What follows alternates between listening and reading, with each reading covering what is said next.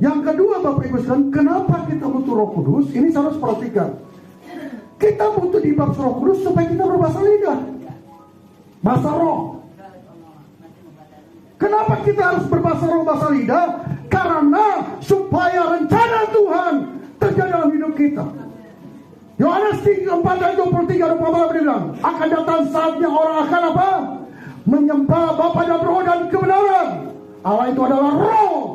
Oleh sebab itu kita semua menyembah di dalam roh dan kebenaran. Amin. Nah, saya mau tanya, kalau Anda tidak berbahasa Roh Kudus, Anda tidak berbahasa lidah, bahasa roh, Anda bisa menyembah di dalam roh dan kebenaran?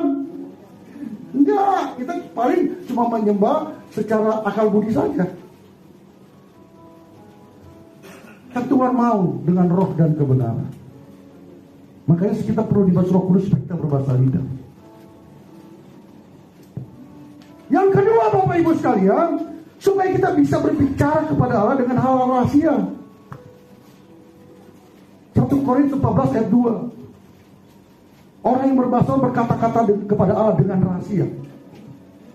Anak-anak Tuhan harus banyak berdoa dengan bahasa roh. Karena kalau kita berdoa dengan bahasa roh, iblis nggak tahu, tetangga pun nggak tahu, cuma kita dengan Allah yang tahu.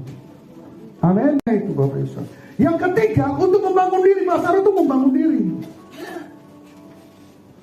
Membangun diri. Saya kalau mau khotbah berbahasa dulu. Membangun diri itu. Baru bahasa roh itu kita pakai untuk apa?